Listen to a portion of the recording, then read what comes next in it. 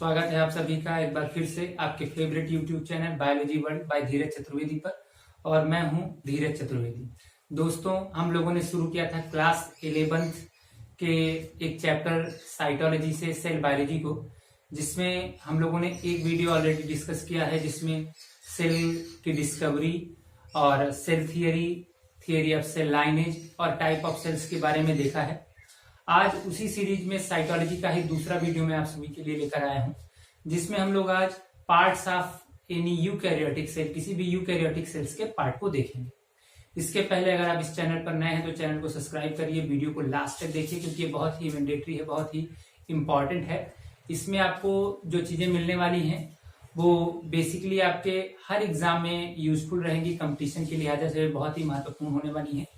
तो वीडियो को लास्ट तक देखिए, वीडियो को लाइक करिए, कमेंट करिए और इसे दोस्तों के साथ शेयर करिए, करना ना भूलिए। तो चलिए बिना और टाइम लेते हुए आज का वीडियो शुरू करते हैं, जो कि है पार्ट्स ऑफ सेल।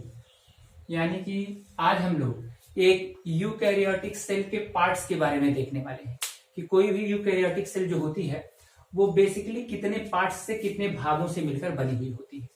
जैसे हम सभी ने जाना था कि सेल्स दो तरीके की थी। रॉबर्ट हुक ने जो सेल्स की डिस्कवरी की, तो यूकैरियोटिक और जो प्रोकैरियोटिक सेल्स थी, उनमें जो प्रोकैरियोटिक सेल्स थी they are the simpler one, वो सरल थी। लेकिन जो यूकैरियोटिक सेल्स होती हैं वो कॉम्प्लेक्स होती हैं और उनमें बहुत सारा पार्ट्स होता है, कई सारे पार्ट्स से वो मिलकर बनी होती हैं। तो वो कौन कौन से पार्ट्स हैं जिनसे मिलकर यूकैरियोटिक सेल बनी होती है, उसी के बारे में हम लोगों को देखना है। तो चलिए देखते हैं। कोई भी एक जो सेल होगी, अगर हम बेसिकली प्लांट सेल को कंसीडर करके शुरू करते हैं, अगर हम लोग प्लांट सेल को कंसीडर करेंगे तो कोई भी जो प्लांट सेल होती है वो बेसिकली मेनली 3 पार्ट से मिलकर बनी होती है। कितने पार्ट से मिलकर बनी होगी कोई भी सेल? 3 पार्ट से। जैसे मैं अगर एक सेल को ड्रॉ कर दूं, इधर बगल में एक छोटा सा डायग्राम बना हुआ आपके लिए, ये एक सिंप्लीफाइड सा सेल का डायग्राम है। ये इसकी सेल वॉल हो गई, ठीक ना, सेल वॉल। इसके बाद यहाँ पर बड़े इसमें हो गए वैक्यूल्स, ये न्यूक्लियस हो गया। बाकी इसमें सारे के सारे सेल ऑर्गेनेल्स हैं। अगर हम इसको कंसीडर करके रखेंगे, थोड़ा सा और इसको क्लियरिफाई कर देता हूं। तो अगर ये एक सिंप्लीफाइड सी सेल है तो इस सेल के कितने पार्ट्स हो सकते हैं, ये कितने पार्ट से मिलकर बनी है, यही हमको देखना है। तो देखिए, कोई भी जो एक यूकैरियोटिक सेल होगी या कोई प्लांट सेल होगी, उसके बेसिकली 3 पार्ट होते हैं। सब प्लांट सेल के चारों ओर जो सबसे आउटर मोस्ट पार्ट होता है, जो सबसे आउटर मोस्ट लेयर होती है, उस लेयर को हम लोग क्या बोलते हैं? Cell wall. तो the first part of any plant cell will be the cell wall. किसी भी प्लांट सेल की सबसे बाहरी जो आवरण है, उसकी कवरिंग है, जो कोटिंग है, और वो जो पहला पार्ट सेल का होता है that is the cell wall. वह सेल वॉल यानी कि कोशिका भित्ति होती है। This is the dead envelope of any cell which surround the cell from all the sides.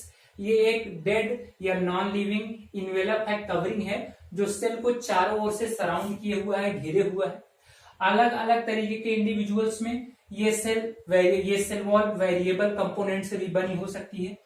जैसे अगर हम बात करें कि फंगल बॉडी में जो फंजाई होते हैं, उनकी जो सेल वॉल होती है वो किससे? काइटिन और फंगल सेलुलोज से बनी होती है। जबकि जो प्लांट सेल्स होती हैं नॉर्मल, उन जैसे एल्गल सेल्स हो गई, टेरिडोफाइट, ब्रायोफाइट्स के जो मेंबर्स हैं, उनकी जो सेल वॉल होती है वो किससे? सेलुलोज से मिलकर बनी होती है। अगर हम बात करें बैक्टीरियाज की, तो जितने भी यू बैक्टीरिया होते हैं उनकी सेल वॉल पेप्टाइडो ग्लाइकन और ये पेप्टाइडो ग्लाइकन से मिलकर बनी होती है, किसकी? Bacterial cell wall.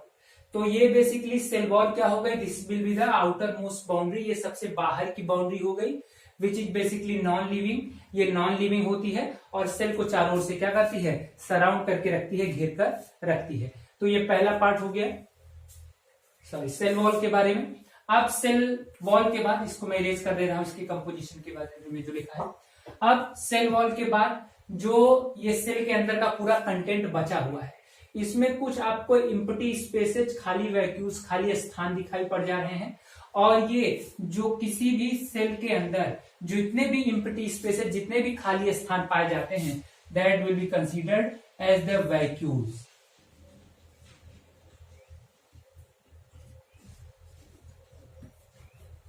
VS, ये हो गया आपका दूसरा सेक्शन, उसे क्या बोलते हैं, वैक्यूल यानी कि रिक्तिका।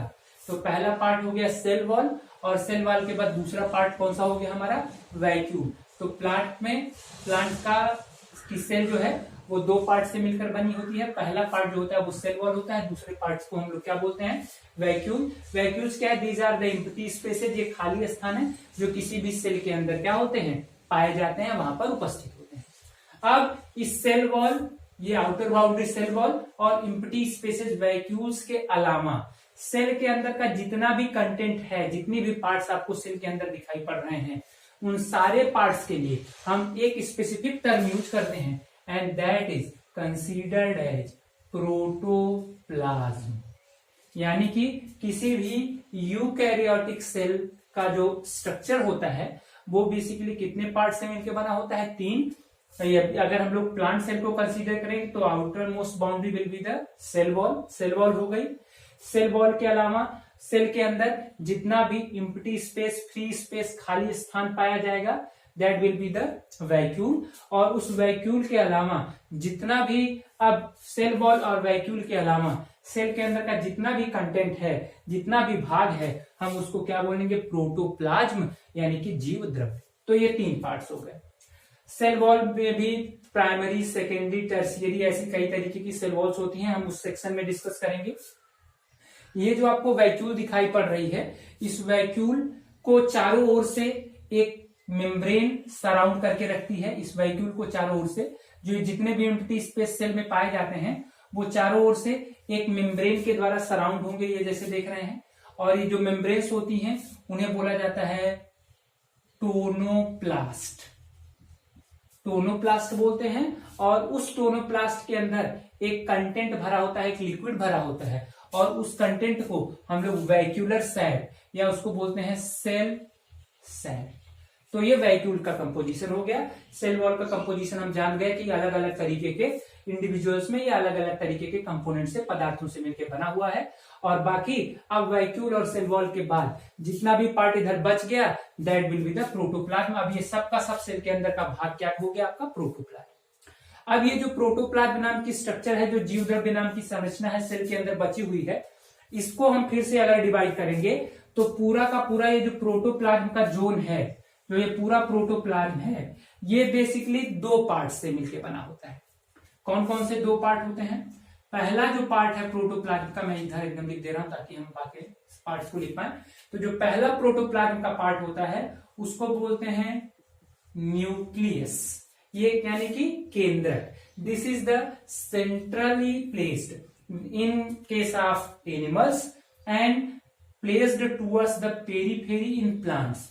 प्लांट्स में पेरीफेरी, किनारे की ओर, और एनिमल्स के में सेंटर में पाए जाने वाला ये एक लार्जेस्ट पार्ट है, एक बहुत इंपॉर्टेंट सा पार्ट है। This nucleus is considered as the brain of cell. इसे सेल का ब्रेन भी बोला जाता है न्यूक्लियस को। तो प्रोटोप्लाज्म का पहला जो पार्ट हो गया, सेंट्रल पार्ट हो गया, वो है न्यूक्लियस। इस प्रोटोप्लाज्म के अंदर या सेल के अंदर जो भी एक्टिविटीज होती हैं, दे आर बेसिकली किसके द्वारा, इसी न्यूक्लियस के द्वारा कंट्रोल की जाती है।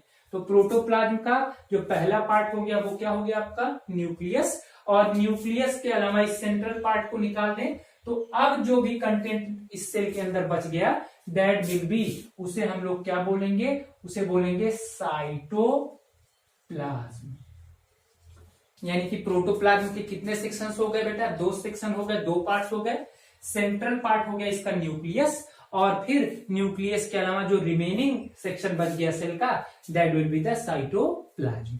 अब ये जो न्यूक्लियस और साइटोप्लाज्म है, ये जो न्यूक्लियस नाम की स्ट्रक्चर है, ये खुद 4 पार्ट्स से मिलकर बनी होती है। इसके 4 हिस्से होते हैं। पहला हिस्सा जो न्यूक्लियस का है वो एक मेम्ब्रेन है, फास्फोलिपिड और प्रोटीन की बनी हुई मेम्ब्रेन, जो कि इस न्यूक्लियस को एक फिक्स्ड बाउंड्री, एक शेप दे रही है, न्यूक्लियस को चारों से सराउंड की हुई है, उसको बोलते हैं हम लोग न्यूक्लियर मेम्ब्रेन। न्यूक्लियर मेम्ब्रेन के अलावा इस न्यूक्लियस के अंदर कुछ सैप सा लिक्विड भरा होता है, उसको बोलते हैं न्यूक्लियोप्लाज्म।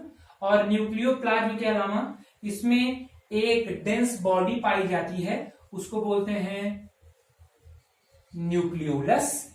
और चौथा, इसमें एक कुछ धागे जैसे थ्रेड लाइक स्ट्रक्चर्स स्कैटर्ड होती हैं, उनको बोलते हैं हम लोग क्रोमैटिन। ये क्रोमैटिन जो है थ्रेड्स, ये ही किससे, प्रोटीन्स और डीएनए से मिलकर बने होते हैं। तो ये 4 पार्ट से मिलकर कौन बना है आपका nucleus, which is located mostly in the centre, centre में होता है, and considered as the brain, क्या, ब्रेन ऑफ द सेल। ये सेल का ब्रेन होता है। It control most of the all the activities which are going to be performed inside the cell. Cell के अंदर जो भी एक्टिविटी होती है, they are totally and completely controlled by the nucleus. इस न्यूक्लियस के द्वारा कंट्रोल की जाती है। अब ये जो न्यूक्लियस हो गया, फिर इसके बाद जो बचा हुआ पोर्शन था हमारा, वो क्या है, हमारा साइटोप्लाज्म, यानी कि इसको बोलते हैं कोशिका द्रव्य। अब ये जो साइटोप्लाज्म है, इसको भी फर्दर हमको डिवाइड करना पड़ेगा। तो ये जो साइटोप्लाज्म नाम का आपके पास कंटेंट बचा है, जो अभी एक लिक्विड या एक मटेरियल बचा हुआ है सेल के अंदर, ये साइटोप्लाज्म 2 पार्ट से मिलकर बना होता है। पहला पार्ट होता है इसका साइटोप्लाज्मिक मेम्ब्रेन्स, यानी कि साइटोप्लाज्म में कोशिका द्रव्य में पाई जाने वाली जो मेम्ब्रेन्स होती है, जो झिल्लियां होती हैं, they are considered as cytoplasmic membrane. वो साइटोप्लाज्म का पहला पार्ट बनाती हैं। और साइटोप्लाज्मिक मेम्ब्रेन बेसिकली है 2। कितनी है बेटा, 2 है। कौन कौन सी हैं, सेल के इस सेल को चारों ओर से, जब सबसे बाहर की ओर सेल वॉल है, सेल वॉल के बाद सेल को चारों ओर से प्लांट सेल में सराउंड, प्लांट सेल में सेल वॉल के बाद, और एनिमल सेल में सेल को चारों ओर से सराउंड करने वाली जो मेम्ब्रेन होती है, उसको बोलते हैं प्लाज्मा लेमा, या इसको बोला जाता है प्लाज्मा मेम्ब्रेन। तो साइटोप्लाज्मिक मेम्ब्रेन्स में पहली मेम्ब्रेन जो प्लांट में सेल वॉल के बाद और एनिमल सेल में सेल को चारों ओर से सराउंड की हुई थी, उसको हम लोगों ने क्या बोला, प्लाज्मा लेमा या प्लाज्मा मेम्ब्रेन, एक मेम्ब्रेन हो गई। और दूसरी, ये जो वैक्यूल को चारों ओर से घेरे हुए है मेम्ब्रेन, उसको क्या बोल दिया गया, टोनोप्लास्ट। तो ये 2 मेम्ब्रेन्स हो गई, 2 साइटोप्लाज्मिक मेम्ब्रेन्स हो गई। एक प्लाज्मा लेमा यानी कि प्लाज्मा मेम्ब्रेन, और दूसरी मेम्ब्रेन कौन सी हो गई, tonoplast. These are the 2 different kind of cytoplasmic membranes present inside the cytoplasm. तो अब एक ये पहला पोर्शन हो गया, और दूसरा क्या है, ये अब दूसरा पोर्शन हो गया, दूसरा पार्ट हो गया द पोर्शन बिटवीन किसके, प्लाज्मा लेमा एंड टोनोप्लास्ट। तो साइटोप्लाज्म के 2 सेक्शन हो गए। पहला सेक्शन क्या हो गया, प्लाज्मा लेमा और टोनोप्लास्ट से मिलकर बनी हुई साइटोप्लाज्मिक मेम्ब्रेन, और दूसरा साइटोप्लाज्म का हिस्सा हो गया किसके, इस प्लाज्मा लेमा और टोनोप्लास्ट के बीच का भाग, यानी कि ये प्लाज्मा लेमा हो गई outer most, this membrane will be the plasma membrane and this will be the tonoplast. अब इस टोनोप्लास्ट के अलावा यहां से यहां तक जो सारा पोर्शन आपको दिखाई पड़ रहा है, this will be the second part of cytoplasm. ये साइटोप्लाज्म का कौन सा हिस्सा हो गया, दूसरा। अब ये जो साइटोप्लाज्म का जो दूसरा पोर्शन है, the portion between plasma lemma and tonoplast, it also can be further divided. अब इसको फिर से डिवाइड कर सकते हैं हम लोग। कैसे डिवाइड करेंगे, इसको भी 2 पार्ट्स में हम लोग बांटेंगे। पहला इसका जो पोर्शन होगा, क्योंकि बहुत सारे नाम होंगे इस नाते इसको यहां तक खींच देता हूं मैं, तो इसमें जो पहला नाम होगा, जो पहला सेक्शन होगा, इसके 2 पार्ट हैं। पहला क्या है, metabolically active cell organelles. Metabolically active cell organelles यानी कि इस साइटोप्लाज्म के पार्ट में पाई जाने वाली सेल ऑर्गेनेल, जो सेल के अंदर लिविंग स्टेट में पाए जाते हैं और कोई ना कोई फंक्शन, कोई ना कोई बेसिक एक्टिविटी परफॉर्म करते हैं, उन्हें हम लोग मेटाबॉलिकली एक्टिव सेल ऑर्गेनेल बोलते हैं। और जो दूसरा सेक्शन हो गया वो हो गया मेटाबॉलिकली इनएक्टिव सब्सटेंस, या इसको बोलते हैं हाइलोप्लाज्म।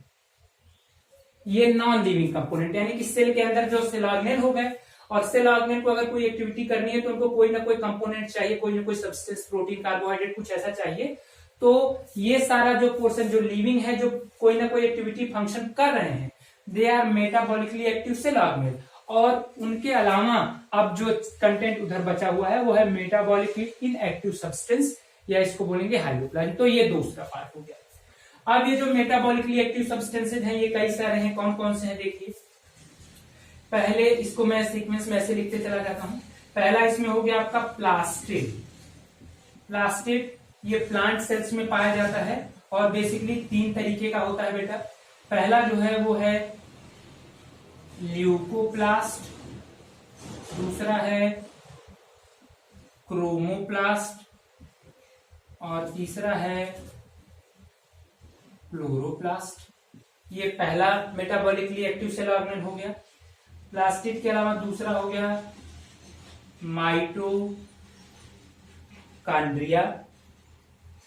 तीसरा हो गया गोल्गी कॉम्प्लेक्स, चौथा हो गया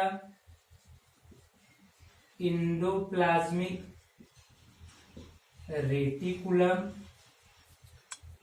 पांचवा इंडोप्लाज्मिक रेटिकुलम के अलावा हो गया राइबोसोम, छठवां हो गया लाइसोसोम, सातवां हो गया सेंट्रोसोम, आठवां सेंट्रोसोम के अलावा ये सेंट्रोसोम हो गया। फिर इसके बाद सीलिया एंड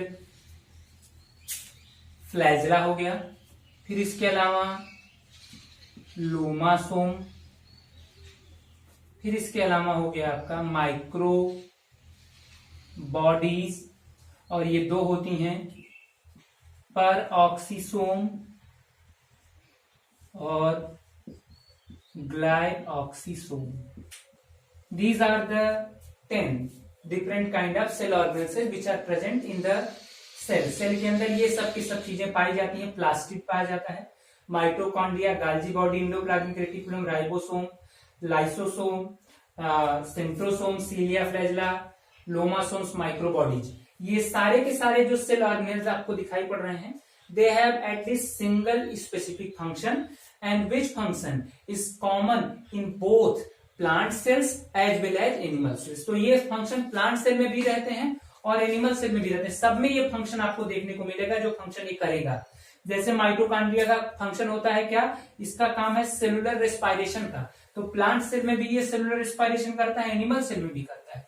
इसी तरीके से ये जो राइबोसोम्स हैं इनका काम है प्रोटीन सिंथेसिस का, तो they will synthesise the protein in both animal cells as well as plant cell. तो ये सब के सब कितने हैं, ये 10 की संख्या में क्या हो गए मेटाबॉलिकली एक्टिव सेल ऑर्गेनेल, यानी कि ये सेल में पाए जाने वाले ऐसे सेल ऑर्गेनेल जो लिविंग होते हैं एंड एटलीस्ट 1 या मोर देन 1, एक या एक से ज्यादा फंक्शंस को निश्चित तौर पर परफॉर्म करते हैं, ये मेटाबॉलिकली एक्टिव सेल ऑर्गेनेल्स।